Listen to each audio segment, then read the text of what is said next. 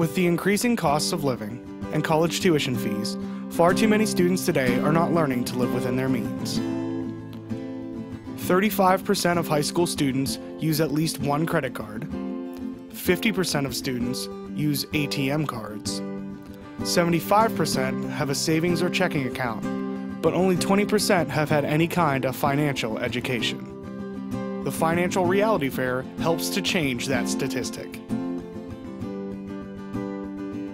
Sponsored by the Pennsylvania Credit Union Foundation, the Westmoreland Community Federal Credit Union, the Norwin Teachers Federal Credit Union, and the Lesco Federal Credit Union, the Financial Reality Fair was held at Westmoreland Community College in Youngwood, Pennsylvania, with over 200 students from Norwin, Penn Trafford, Greater Latrobe, and Yough High Schools. The Financial Reality Fair is a hands-on experience in which students, after identifying their career choice and starting salaries, are provided a budget sheet requiring them to live within their monthly salary while paying for basics such as housing, utilities, transportation, clothing, and food, and some luxury items like nightlife and spa treatments. Prior to arriving to the Reality Fair, students completed a research survey that helped them identify a career, their degree, school loans, and salary ranges. They were then given a monthly budget worksheet that identified monthly salary, pre-taxes, for federal and state income tax, Social Security and Medicare tax, health insurance premiums, and employer retirement plan deductions. Informed of the day ahead, students were required to manage their money while visiting the 14 booths, which represent the fundamentals of living on their own, as well as some luxuries.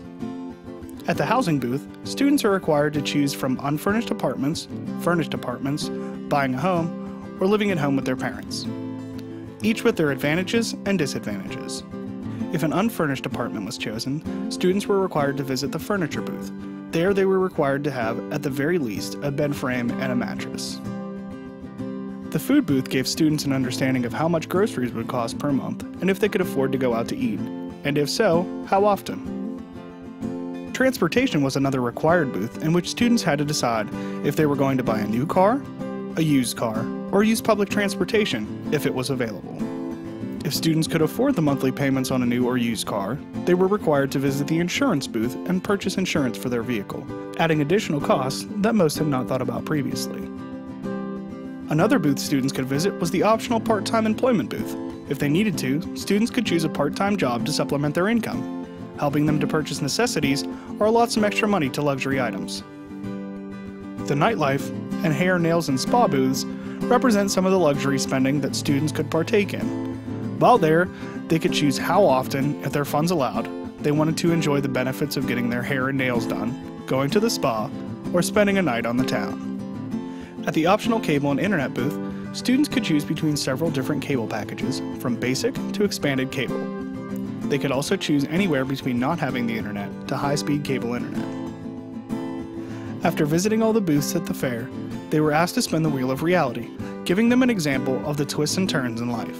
The wheel contains several life scenarios, like selling your books and receiving $250, or car repairs in which you would have to spend $300. Once their trip through the fair was completed, students had to take their budget sheet to a financial counselor. They then helped students calculate their spending from each booth, take an additional 5% of the initial take-home pay for savings, and determine what their final monthly spending would be. If their budget sheets indicated that they were in the black, students finalized their budget sheets. If they were in the red, students were informed of what areas were using the most funds and were asked to cut those items down or out. Here are some thoughts from both students and teachers on what the fair taught them and how it helped them plan ahead for the future. This project-oriented type environment is what any district is looking for, and with the involvement from the community, it's an A+ job. The students today were laughing, having a good time, and realizing this is the career I'm looking for, these are the expenses we're going to incur, can I make life happen? And obviously with the state of the economy, this is what the students need. I got from the fair that as much as I thought I wanted to graduate from high school and move on to college, now it's all kind of, it's definitely a reality check, and it just makes me want to work really hard at what I do so that I can make enough money to be able to pay my bills and have some money on the side too. And I just learned that growing up is not going to be easy, I guess you can say. I thought it was wonderful because I can stand in front of a classroom and tell kids that it's going to cost you a lot of money and you need to have budgeting skills and financial skills, and I can teach them about those subjects, but this makes it tangible, and they can actually see on paper, okay, this is the career that I've chosen, and this is what I have to spend. And the feedback that I've gotten is a lot of kids are like, you know what, I wanted a nice apartment, or I wanted the top-end car, and I didn't have enough money at the end. And I'm like, yeah, you have to make sacrifices. That's what financial planning and budgeting is all about. So I think it's a really good, tangible eye-opener for them. It's made it a lot easier to understand on what I'm actually going to go through and how much it's going to take to do everything I have to do, and I'll know on a roundabout if that's the money I make, that's what I'll be able to do with it. Came here today with two different classes. Our personal finance class, which is called Money Matters, and the marketing applications class. And we chose those because the Norwin Teachers Federal Credit Union is planning on opening up a branch in our high school. So we have students from the Money Matters class that will help with the day-to-day operation of everything, and then with the marketing class, they need to understand what the credit union does, what it stands for, because they're going to do some advertising and promoting and hopefully some recruiting after today of why something like that is so important and what it can help you with. But so far, one of the comments I got was, now I know why my dad wants me to go to college. And this is from someone who probably was not into going. So I've heard nothing but positive.